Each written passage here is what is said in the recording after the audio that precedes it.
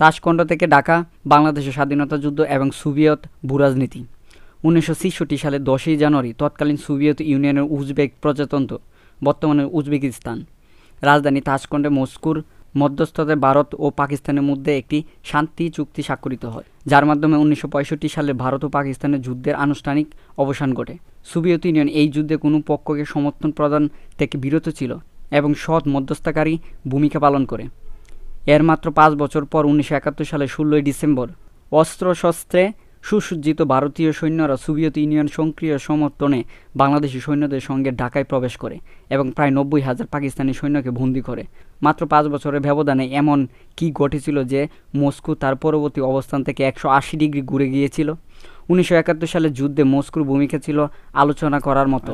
1971 সালের যুদ্ধে মস্কোর ভূমিকা সম্পর্কে আলোচনা করার পূর্বে কয়েকটি বিষয় স্পষ্ট করে নেওয়া প্রয়োজন। প্রথমত, সাধারণভাবে প্রাক্তন সোভিয়েত ইউনিয়ন এবং বর্তমান রাশিয়াকে এক হিসেবে ধরে নেওয়া হলেও প্রকৃতপক্ষে রাষ্ট্র দুটির মধ্যে যথেষ্ট পার্থক্য রয়েছে। এটা সত্যি যে রাশিয়া আইনগতভাবে প্রাক্তন সোভিয়েত ইউনিয়নের উত্তরসূরি রাষ্ট্র, কিন্তু প্রাক্তন সোভিয়েত ইউনিয়ন ছিল কমিউনিস্ট পার্টি কর্তৃক শাসিত 15টি সমাজতান্ত্রিক প্রজাতন্ত্রের একটি ইউনিয়ন, যাদের মধ্যে ছিল একটি রুশ সোভিয়েত যুক্তরাষ্ট্রীয় সমাজতান্ত্রিক প্রজাতন্ত্র, বর্তমান রাশিয়া। এটি ছিল একটি একদলীয় রাষ্ট্র এবং এটির অর্থনীতি ছিল সমাজতান্ত্রিক। অন্যদিকে বর্তমানে রুশ ফেডারেশন একটি বহুদলীয় গণতান্ত্রিক রাষ্ট্র এবং এটির অর্থনীতি পুঁজিবাদী। যদিও রাশিয়ার প্রতিদ্বন্দ্বী বিশেষত পশ্চিমা দেশগুলো এবং রাশিয়ার পশ্চিমপন্থী দলগুলো রাশিয়াকে একটি একনায়কতন্ত্র রাষ্ট্র হিসেবে উপস্থাপন করতেই ভালোবাসে। বর্তমান রুশ ফেডারেশন ছিল সোভিয়েত ইউনিয়নের 15টি প্রজাতন্ত্রের মধ্যে একটি। দ্বিতীয়ত, কোনো রাষ্ট্রই যে নিজস্ব স্বার্থের বাইরে কিছু করে না, এই বিষয়টি অনুধাবন করা জরুরি। রাষ্ট্রের কোনো নৈতিক অবস্থান থাকে না বা থাকতে পারে না, কারণ প্রতিটি রাষ্ট্রে কিছু ব্যতিক্রম ছাড়া নেতৃবৃন্দ চেষ্টা করে আন্তর্জাতিক পরিমণ্ডলে নিজ নিজ রাষ্ট্রের সামগ্রিক স্বার্থ রক্ষা করার জন্য। এক্ষেত্রে তাদের কাছে নীতি নৈতিকতার বিচার করার সুযোগ খুব কমই থাকে। যে কোনো স্বাভাবিক রাষ্ট্রের পররাষ্ট্রনীতির মূল লক্ষ্য থাকে রাষ্ট্রীয় নিরাপত্তা, অখণ্ডতা, স্বাধীনতা এবং ভূরাজনৈতিক স্বার্থ রক্ষা করা। এবং তৃতীয়ত, 1971 সালে যুদ্ধে মস্কোর ভূমিকাকে বাংলাদেশের ভিতর ও বাইরে বিভিন্ন লেখক ও বিশেষজ্ঞ নিজ নিজ দৃষ্টিভঙ্গি থেকে ব্যাখ্যা করেছেন। এজন্য একসময় মস্কো যে ভূমিকা রেখেছিল তার বহু সংখ্যক ব্যাখ্যা পাওয়া যায়, কিন্তু যতদিন পর্যন্ত সোভিয়েত ইউনিয়নের রাষ্ট্রীয় আর্কাইভ ঐতিহাসিকদের জন্য পরিপূর্ণ উন্মুক্ত করে না দেওয়া হচ্ছে, ততদিন পর্যন্ত এই যুদ্ধের সময় মস্কো গৃহীত সিদ্ধান্তগুলোর সঙ্গে জড়িত প্রক্রিয়া ও কারণ সম্পর্কে নির্ভুল তথ্য পাওয়া সম্ভব নয়। এজন্য এই বিষয়ে আলোচনায় এ পর্যন্ত জানা তথ্যের ভিত্তিতে আলোচনা করতে হবে। মস্কো সম্পর্কে আরেকটি বিষয় উল্লেখ করা জরুরি। 19বিংশ শতাব্দীর থেকে মস্কো বিভিন্ন কারণে বহু রাষ্ট্রের স্বাধীনতা অর্জনে গুরুত্বপূর্ণ ভূমিকা রেখেছে। উসমানীয় সাম্রাজ্যের কাছ থেকে গ্রিস, সার্বিয়া, মন্টিনিগ্রো, রোমানিয়া ও বুলগেরিয়া স্বাধীনতা লাভ, চীনের কাছ থেকে মঙ্গোলিয়া স্বাধীনতা লাভ, ফ্রান্সের কাছ থেকে সিরিয়া, ভিয়েতনাম ও আলজেরিয়া স্বাধীনতা লাভ, কিংবা পর্তুগালের কাছ থেকে অ্যাঙ্গোলা, মোজাম্বিক ও গিনি বিসাবিউ স্বাধীনতা লাভ, প্রতিটি ক্ষেত্রে মস্কো বা সেন্ট পিটার্সবার্গ তাৎপর্য ভূমিকা রেখেছিল। তাই বিভিন্ন জাতির স্বাধীনতা সংগ্রামের সমর্থন প্রদানের ঐতিহ্য মস্কোর জন্য অনেক পুরনো। অবশ্যই এসবের পিছনে মস্কোর স্বার্থ নিহিত ছিল। অ্যাঙ্গোলার সৈন্যদের সঙ্গে সোভিয়েত সামরিক উপদেষ্টারা অ্যাঙ্গোলার স্বাধীনতা যুদ্ধে এবং স্বাধীনতার পরবর্তী গৃহযুদ্ধে প্রায় 11,000 সোভিয়েত সৈন্য ও উপদেষ্টা অংশগ্রহণ করেছিল। বাংলাদেশের স্বাধীনতা যুদ্ধে মস্কোর ভূমিকা সম্পর্কে জানার পূর্বে ভারতীয় উপমহাদেশে, বিশেষত পাকিস্তানে 1971 সালে সোভিয়েতের ভূমিকা সম্পর্কে জেনে নেওয়াটা জরুরি। 1947 সালে ব্রিটেন তাদের সাম্রাজ্যের মুকুটমণি ভারতবর্ষকে স্বাধীনতা প্রদান করে, কিন্তু ভারত ও পাকিস্তান নামে দুটি রাষ্ট্রে বিভক্ত হয়। সে সময় সোভিয়েত ইউনিয়নের সবে দ্বিতীয় বিশ্বযুদ্ধ হওয়া বিপুল ক্ষয়ক্ষতি কাটিয়ে ওঠার চেষ্টা করেছিল এবং ভারতীয় উপমহাদেশের রাজনীতিতে হস্তক্ষেপ করার মতো সময়, সুযোগ বা সামর্থ্য কোনোটাই মস্কোর ছিল না। তদুপরি মস্কো তখন ভারত ও পাকিস্তানকে প্রকৃত স্বাধীন রাষ্ট্র হিসেবে বিবেচনা করত না, কারণ তখন রাষ্ট্র দুইটার সরকার ও সশস্ত্র বাহিনীর শীর্ষ পদগুলো ব্রিটিশ কর্মকর্তারাই অধিষ্ঠ ছিল। ভারত ও পাকিস্তান ব্রিটিশ কমনওয়েলথ সদস্য গ্রহণ করায় মস্কো এই চিন্তাধারা আরও দৃঢ় হয়। বস্তুত তখনও মস্কো বিশ্বকে সমাজতান্ত্রিক ও পুঁজিবাদী এই বাহিনীর দৃষ্টিকোণ থেকে বিবেচনা করত এবং যে কোনো কিছুকে কমিউনিজমের মাপকাঠি দিয়ে বিচার করত। 1940 দশকের শেষ দিকে সোভিয়েতের বিশেষজ্ঞরা দুটি পরস্পরের প্রতি শত্রুভাবাপন্ন রাষ্ট্রে ভারতবর্ষের বিভক্তিকে নেতিবাচক দৃষ্টিতে দেখতেন। তাদের মতে ব্রিটিশরা ভারতীয় উপমহাদেশে তাদের রাজনৈতিক প্রভাব বজায় রাখার উদ্দেশ্যে ভারতের ধর্মীয় দাঙ্গা হাঙ্গামা সৃষ্টি করেছিল এবং ভারতকে দুই ভাগে বিভক্ত করেছিল। তারা মন্তব্য করেছিলেন, ভারতবর্ষকে দুই ভাগে বিভক্ত করলে উপমহাদেশের ধর্মীয় সমস্যা সমাধান হবে না। বাস্তবে ভারতকে দুই ভাগে বিভক্ত করার পর প্রায় ৭৩ বছর পরে উপমহাদেশের ধর্মীয় সমস্যার কোনো কার্যকরী সমাধান হয়নি, বরং ভারতীয় ও পাকিস্তানি দ্বন্দ্ব এ অঞ্চলে চিরস্থায়ী বৈশিষ্ট্য রূপ নিয়েছে। সোভিয়েত প্রধানমন্ত্রী জোসেফ স্টালিন শুধু ধর্মের ভিত্তিতে একটি রাষ্ট্র সৃষ্টির ধারণাকে আদিম বলে মন্তব্য করেছিলেন। বিদেশি সাংবাদিকদের দেওয়া এক সাক্ষাৎকারে তিনি এটাও ভবিষ্যদ্বাণী করেছিলেন যে একে অপরের থেকে প্রায় ১০০০ মাইল দূরে উপস্থিত পাকিস্তানের দুটি অংশ কখনোই একত্রিত থাকতে পারবে না এবং আগে হোক বা পরে হোক পূর্ববঙ্গ পশ্চিম পাকিস্তান থেকে পৃথক হয়ে যাবে। বস্তুত পাকিস্তানের দুই অংশের মধ্যে পশ্চিম পাকিস্তান ছিল সাংস্কৃতিক ও নৃতাত্ত্বিকভাবে বৃহত্তর মধ্যপ্রাচ্যের বর্ধিতাংশ, আর পূর্ব পাকিস্তান ছিল সাংস্কৃতিক ও নৃতাত্ত্বিকভাবে দক্ষিণ পূর্ব এশিয়ার বর্ধিতাংশ।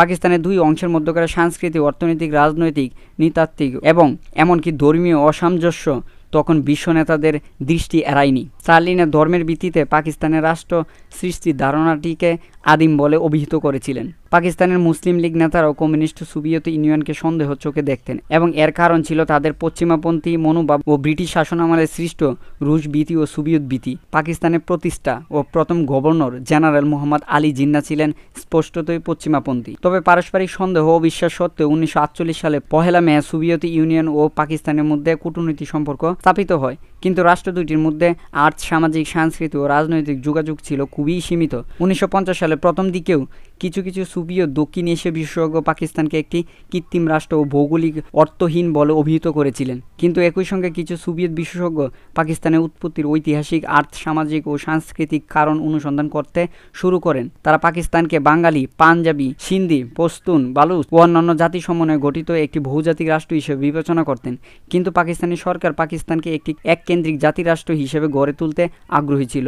১৯৫০ সালে পাকিস্তান মার্কিন যুক্তরাষ্ট্রের নেতৃত্বাধীন দক্ষিণ পূর্ব এশিয়ায় চুক্তি সংস্থা south east Asian treaty organization ও মার্কিন প্রভাবাধীন কেন্দ্রীয় চুক্তি সংস্থা সেন্ট্রাল ট্রিটি অর্গানাইজেশন যোগদান করে এবং মার্কিন যুক্তরাষ্ট্রের সঙ্গে পৃথক সামরিক চুক্তিতেও স্বাক্ষর করে। এর মধ্য দিয়ে পাকিস্তান চলমান স্নায়ুযুদ্ধে দৃঢ়ভাবে মার্কিন নেতৃত্বাধীন শিবিরে যোগ দেয় এবং মার্কিন যুক্তরাষ্ট্রের সবচেয়ে মিত্রভাবাপন্ন মিত্র হিসেবে পরিচিত অর্জন করে। সোভিয়েত ইউনিয়নের উপর নজরদারি করার জন্য মার্কিন যুক্তরাষ্ট্র পাকিস্তানের উত্তর পশ্চিম সীমান্ত প্রদেশ বাদাবারে একটি গোয়েন্দা ঘাঁটি নির্মাণ করেছিল। এই ঘাঁটি থেকে সোভিয়েত ইউনিয়নের উপর U-2 গোয়েন্দা বিমান উড়ানোর সময় ১৯৬০ সালে মার্কিন বৈমানিক গ্যারি পাওয়ার্স ভূপাতিত ও বন্দী হয়েছিলেন এবং এরপর সোভিয়েত নেতা ক্রুশেভ পাকিস্তানি পেশোয়ারকে লাল কালিতে চিহ্নিত করে রাখার হুমকি দিয়েছিলেন। এসবের ফলে স্বাভাবিকভাবে সোভিয়েত পাকিস্তান সম্পর্ক শীতল হয়ে পড়ে এবং মস্কো ভারতের সঙ্গে সৌহার্দ্যপূর্ণ সম্পর্ক গড়ে তোলে। যদিও ভারত ছিল একটি জোট নিরপেক্ষ রাষ্ট্র, এ সময় পাকিস্তানের অধিকতর জনবহুল ও রাজনৈতিকভাবে অস্থিতিশীল পূর্ব অংশে অর্থাৎ পূর্ব পাকিস্তানের পরিস্থিতি সম্পর্কে সোভিয়েত ইউনিয়ন অবগত ছিল, কিন্তু তাদের মূল আগ্রহ ছিল পশ্চিম পাকিস্তানকে ঘিরে। সামরিক, অর্থনৈতিক ও সাংস্কৃতিক দিক থেকে সোভিয়েত ইউনিয়নের কাছে পূর্ব পাকিস্তানের চেয়ে পশ্চিম পাকিস্তান অনেক বেশি গুরুত্বপূর্ণ ছিল এবং সোভিয়েতের কূটনৈতিক উপস্থিতি পশ্চিম পাকিস্তানে কেন্দ্রভূত ছিল। এ সময় ঢাকায় সোভিয়েত ইউনিয়নের একটি কনসুলেট এবং একটি বাণিজ্যিক প্রতিনিধি দপ্তর ছিল, কিন্তু মার্কিন যুক্তরাষ্ট্রের মতো কোনো স্বতন্ত্র তথ্যকেন্দ্র ছিল না। ১৯৬০ সালে আন্তর্জাতিক রাজনীতির সমীকরণ পরিবর্তন ঘটে। সমাজতান্ত্রিক বিশ্বে নেতৃত্ব নিয়ে সোভিয়েত ইউনিয়ন ও চীনের মধ্যে বিরোধ দেখা দেয় এবং এই বিরোধ ক্রমশ স্নায়ুযুদ্ধে রূপ নেয়। তৃতীয় বিশ্বের প্রভাব বিস্তারের জন্য মস্কো ও বেইজিংয়ের মধ্যে তীব্র প্রতিযোগিতা আরম্ভ হয়। মস্কো ও বেইজিংয়ের দ্বন্দ্বের প্রভাব পাকিস্তানের অভ্যন্তরে পড়ে, এমনকি পূর্ব পাকিস্তান কমিউনিস্ট দলগুলো মস্কোপন্থী ও বেইজিংপন্থী এই দুই ভাগে বিভক্ত হয়ে পড়ে। এ সময় দক্ষিণ এশিয়া সোভিয়েত ইউনিয়নের মূল লক্ষ্য হয়ে ওঠে চীনের প্রভাব বিস্তারে রোধ করা। এই উদ্দেশ্য ভারত ও পাকিস্তান উভয়ের সঙ্গে সুসম্পর্ক বজায় রাখার জন্য মস্কো উদ্গ্রীব হয়ে ওঠে। যদিও এর ফলে ভারতীয় রাজনীতিবিদদের একাংশ মস্কোর উপরে ক্ষুব্ধ হয়।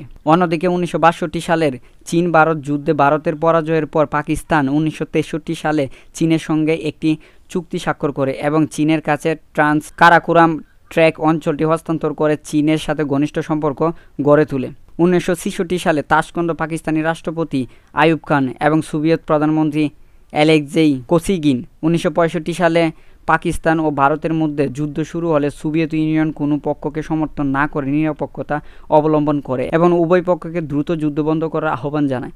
উভয় পক্ষের মধ্যে মধ্যস্থতা করার জন্য মস্কো প্রস্তাব করে। ভারত ও পাকিস্তান মস্কোর প্রস্তাব গ্রহণ করে এবং সোভিয়েত প্রধানমন্ত্রী অ্যালেক্সেই কোসিগিনের মধ্যস্থতায় ১৯৬৬ সালে ১০ জানুয়ারি সোভিয়েত ইউনিয়নের তাশকন্দ শহরে ভারত ও পাকিস্তানের মধ্যে শান্তি স্থাপিত হয়। এরপর দিন অর্থাৎ ১১ জানুয়ারি ভারতীয় প্রধানমন্ত্রী লাল বাহাদুর শাস্ত্রী তাশকন্দে হার্ট অ্যাটাকে মৃত্যুবরণ করেন, যদিও তার মৃত্যুর প্রকৃত কারণ নিয়ে বিতর্ক সৃষ্টি হয়েছে। 1965 সালের যুদ্ধে সোভিয়েত ইউনিয়নের নিরপেক্ষতার ভূমিকার জন্য পাকিস্তানি রাষ্ট্রপতি আইয়ুব খান মস্কোকে পূর্বের তুলনায় ইতিবাচক দৃষ্টিতে দেখতে থাকেন। তাশকন্দ পরবর্তী সময়ে আইয়ুব পাকিস্তানের পররাষ্ট্র নীতিতে দ্বিপাক্ষিকতাবাদ প্রবর্তন করেন। এরপর লক্ষ্য ছিল মার্কিন যুক্তরাষ্ট্র, সোভিয়েত ইউনিয়ন ও চীন কারো বিরুদ্ধে না গিয়ে সকলের সঙ্গে সহযোগিতামূলক সম্পর্ক গড়ে তোলা। এর অংশ হিসেবে পাকিস্তান সোভিয়েত ইউনিয়নের সঙ্গে সুসম্পর্ক গড়ে তোলার উদ্যোগ নেয়।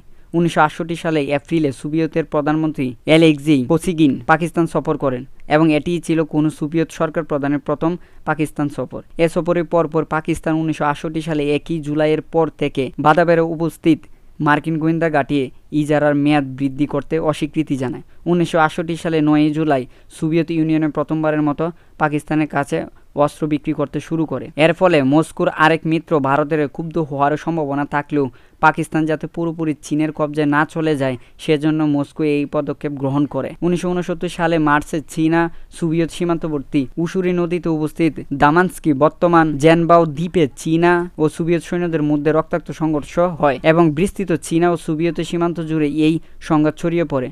সংক্ষিপ্ত কিন্তু তীব্র সীমান্ত যুদ্ধে 60 জন সোভিয়েত এবং প্রায় 200 থেকে 800 জন চীনা সৈন্য নিহত হয়।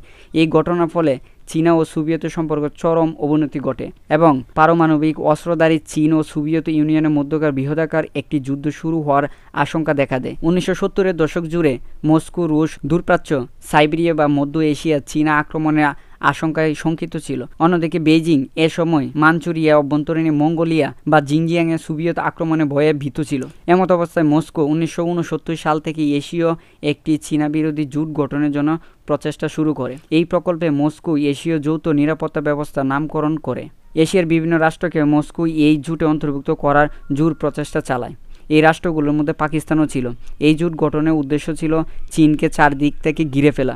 1950-এর দশকে মার্কিন যুক্তরাষ্ট্র যেমন সোভিয়েত ইউনিয়নকে শত্রু রাষ্ট্র দিয়ে ঘিরে ফেলতে চেয়েছিল, সোভিয়েত ইউনিয়ন চীনকে ঘিরে ফেলার কৌশলটি ছিল অনুরূপ।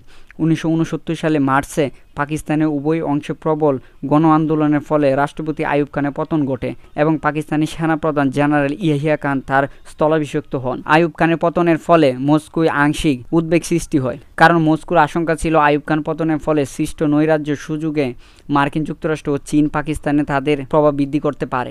সোভিয়েত পত্রিকা ইজভিয়েস্তার একটি সম্পাদকীয়তে ইয়াহিয়া পাকিস্তানের সমস্যাগুলো সমাধান করতে পারবেন কিনা সে সম্পর্কে সন্দেহ প্রকাশ করা হয়, কিন্তু পাকিস্তানি সরকার মস্কোকে অবহিত করেন যে তারা আইয়ুব খানের পররাষ্ট্র নীতি অনুসরণ করবে এবং পাকিস্তানি সরকার পরিবর্তনের ফলে সোভিয়েত পাকিস্তান সম্পর্কের উপর কোনো প্রভাব পড়বে না।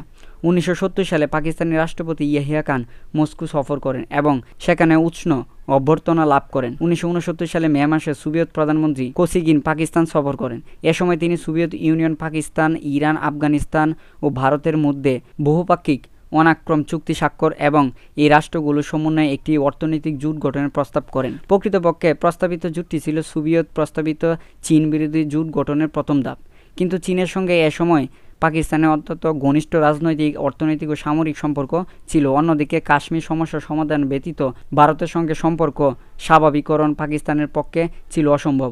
এজন্য পাকিস্তান প্রস্তাবিত জোটে যোগ দিতে অস্বীকৃতি জানায়। আসলে শুধু পাকিস্তান নয়, ভারত ও আফগানিস্তান সোভিয়েত ইউনিয়নের মিত্র রাষ্ট্র হওয়া সত্ত্বেও এই জোটে যোগ দিতে আগ্রহী ছিল না, কারণ চীনের বিরুদ্ধে গঠিত জোটে যোগ দিলে চীনের সঙ্গে তাদের সরাসরি সংঘাত হতে পারত এবং চীন এই রাষ্ট্রগুলোর অভ্যন্তরে বেইজিংপন্থী রাজনৈতিক দলগুলো ব্যবহার করে অস্থিতিশীলতা সৃষ্টি করতে পারত। মস্কো এটা বুঝতে পেরে চীন বিরোধী জোট গঠনের প্রচেষ্টা প্রচারের মাত্রা সীমিত করে, কিন্তু তাদের চেষ্টা অব্যাহত রাখে। 1970 সালের জুনে পাকিস্তানি রাষ্ট্রপতি ইয়াহিয়া খান সোভিয়েত ইউনিয়ন সফর করেন এবং মস্কোয় তাকে লাল গালিচা অভ্যর্থনা দেওয়া হয়। সোভিয়েত ইউনিয়ন পাকিস্তানের চতুর্থ পঞ্চম বার্ষিকী পরিকল্পনায় সহায়তা প্রদান করতে এবং 20 কোটি মার্কিন ডলার ব্যয়ে করাচিতে একটি ইস্পাত কারখানা নির্মাণ করে দিতে সম্মত হয়। এছাড়া সোভিয়েতরা কয়েকটি বিদ্যুৎ কেন্দ্র, সম্প্রচার কেন্দ্র এবং বৈদ্যুতিক দ্রব্যাদি নির্মাণ কারখানা স্থাপন করে দিতে রাজি হয়। উল্লেখ্য, এগুলো একটিও পূর্ব পাকিস্তানে নির্মিত হওয়ার কথা ছিল না। সোভিয়েত পাকিস্তান অর্থনৈতিক সম্পর্কে সিংহভাগই ছিল পশ্চিম পাকিস্তান কেন্দ্রিক। 1970 সালের ডিসেম্বরে পাকিস্তানি ইতিহাসে প্রথম সাধারণ নির্বাচন অনুষ্ঠিত হয়। এই নির্বাচনে পাকিস্তান জাতীয় পরিষদে 313টি আসনের মধ্যে পাকিস্তান আওয়ামী লীগ 167টি আসন লাভ করে একক সংখ্যাগরিষ্ঠতা অর্জন করে। আওয়ামী লীগের এই বিজয় ছিল সম্পূর্ণভাবে পূর্ব পাকিস্তানে কেন্দ্রীভূত, কারণ পশ্চিম পাকিস্তানে তারা একটিও আসন লাভ করেনি। অনুরূপভাবে পশ্চিম পাকিস্তানের সর্বাধিক সংখ্যক আসন লাভকারী পাকিস্তান পিপুলস পার্টি পূর্ব পাকিস্তানে একটি আসনও পায়নি। এর মধ্য দিয়ে পাকিস্তানের দুই অংশের মধ্যে রাজনৈতিক ও মনস্তাত্ত্বিক বিভেদ স্পষ্ট হয়ে ওঠে। মুজিবকে সোভিয়েত দক্ষিণ এশিয়া বিশেষজ্ঞরা পাকিস্তানের নেহরু হিসেবে বিবেচনা করতে। আওয়ামী লীগের বিজয় সম্পর্কে মস্কোর প্রতিক্রিয়া ছিল মোটের উপর ইতিবাচক। যদিও আওয়ামী লীগ ছিল মূলত বাঙালি মধ্যবিত্ত ও ধনিক শ্রেণীর দল এবং পূর্ব পাকিস্তানের কমিউনিস্ট দলগুলোর সঙ্গে তাদের সম্পর্ক ছিল মোটের উপর চলনসই, তবু আওয়ামী লীগ পাকিস্তানের শাসন ক্ষমতায় অধিষ্ঠ হলে মস্কোর দৃষ্টিতে সেটি লাভজনক হতো। 1970 সালে গণতান্ত্রিক নির্বাচনে আওয়ামী লীগের বিজয় ছিল স্পষ্ট। আওয়ামী লীগের সামাজিক ও রাজনৈতিক প্রকল্প ছিল মস্কোর চোখে প্রগতিশীল। 1950 দশকের থেকে আওয়ামী লীগ ছিল পাকিস্তানে মার্কিন কর্তৃত্বাধীন সামরিক জোটে যোগদানকারী বিরোধী এবং আওয়ামী লীগে ভারত ও সোভিয়েত ইউনিয়নের সঙ্গে সহযোগিতামূলক সম্পর্ক গড়ে তুলতে আগ্রহী ছিল। আওয়ামী লীগ নেতা শেখ মুজিবুর রহমান রাষ্ট্র হিসেবে সোভিয়েত ইউনিয়নকে ইতিবাচকভাবে দেখতেন এবং তার রচিত বই অসমাপ্ত আত্মজীবনী ও কারাগারে রোজনামাচায় সোভিয়েত ইউনিয়ন সম্পর্কে যেসব মন্তব্য রয়েছে সবই ইতিবাচক। যদি সমাজ ব্যবস্থা হিসেবে কমিউনিজমের প্রতি তার আস্থা ছিল না বলে তিনি সরাসরি উল্লেখ করেছেন। মস্কো শেখ মুজিবকে বিবেচনা করত পাকিস্তানের নেহরু হিসেবে। মস্কোর ধারণা ছিল ভারতীয় প্রধানমন্ত্রী জওহরলাল নেহরু যেমন ভারতকে একটি জোট নিরপেক্ষ রাষ্ট্রে পরিণত করেছিলেন, শেখ মুজিবও তেমনি পাকিস্তানের প্রধানমন্ত্রী হলে পাকিস্তানকে তৎকালীন চরম মার্কিনপন্থী ও চীনপন্থী অবস্থান থেকে সরিয়ে একটি জোট নিরপেক্ষ অবস্থানে নিয়ে আসবেন। বস্তুত 1971 সালে প্রারম্ভিক মস্কো প্রায় নিশ্চিত ছিল যে আওয়ামী লীগের পাকিস্তানের শাসন ক্ষমতা লাভ করবে এবং পাকিস্তান যুক্তরাষ্ট্র ও চীনের প্রভাব বলয় থেকে বেরিয়ে আসবে। পরবর্তী ঘটনা থেকে প্রমাণিত হবে যে পাকিস্তানের অভ্যন্তরীণ রাজনীতির প্রকৃত অবস্থা অনুধাবন করার ক্ষেত্রে মস্কো কতটা ভুল করেছিল।